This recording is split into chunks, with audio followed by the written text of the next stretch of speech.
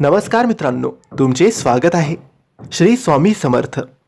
मित्रांनो, स्वामी समर्थ हे फार तापट होते असा बोध एकंदरीत उपलब्ध असलेल्या समकालीन लिखाणावरून होतो.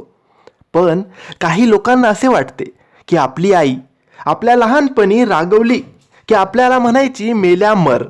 ह्याचा अर्थ तिची तशी इच्छा होती असा होतो का? मुळीच नाही. गोविंद बल्लाळ मुळेकर हे मुंबईकर आणि स्वामींचे परमभक्त, आपल्या कुवतीप्रमाणे यथासांग स्वामीचे सेवा करणारे मुंबईचे ख्यातनाम देवज्ञ ब्राह्मण होते. स्वामीही त्यांना माझा गोविंदा असे म्हणत असत. तर हे मुळेकर एकदा स्वामी दर्शन प्रती अक्कलकोटला आले होते. तिन्ही सांजेच्या वेळी त्यांना एका विषारी सापाने डसले. गावात डॉक्टर नाही, औषध उपचाराची योग्य सोय नाही, दळणवळण नाही. अशात अंगात विष भिनत चालले. अंग हळूहळू काळे निळे पळायला लागले. त्यांच्या तोंडाला फेस आला आणि मुळेकर समजले की आपला शेवटचा क्षण आता जवळ आहे. त्यांनी गावकऱ्यांना सांगितले, मला माझे शेवटचे क्षण माझ्या समर्थांबरोबर घालवायचे आहेत. मला वटवृक्षाखाली घेऊन चला. गावकऱ्यांनी त्यांचे म्हणणे ऐकले आणि त्यांना घेऊन मठात आले. मुळेकरांना आणणारे गावकरी मठाची पायरी चढले आणि स्वामींनी रुद्रावतार धारण केला.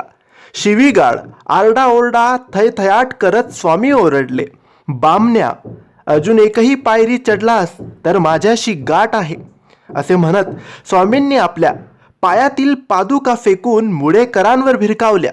त्या पादुका डोक्याला लागून मुळेकरांना जखम झाली आणि भळाभळा रक्त वाहू लागले. मुळेकरांच्या तोंडचे पाणी पळाले. शेवटच्या क्षणी मला माझा भगवंत शरण देत नाही ह्या कल्पनेने ते फार दुःखी झाले. मठाच्या बाहेरच आपण आपले प्राण त्यागावे असे त्यांनी ठरवले आणि गावकऱ्यांना तसे सांगितले. थोड्याच वेळाने मुळेकरांचे विष आपसूक उतरले आणि स्वामीही शांत झाले. स्वामी स्वतः त्यांच्याकडे गेले आणि माझा गोविंदा करत त्यांना मिठी मारली आणि म्हणाले, गोविंदा, अरे मी तुझ्याशी नाही, तुला चढत असलेल्या विषाशी बोलत होतो. मुळेकरांच्या डोळ्यातून घळघळ अश्रू वाहत होते. स्वामी त्या आपल्या हाताने पुसत होते.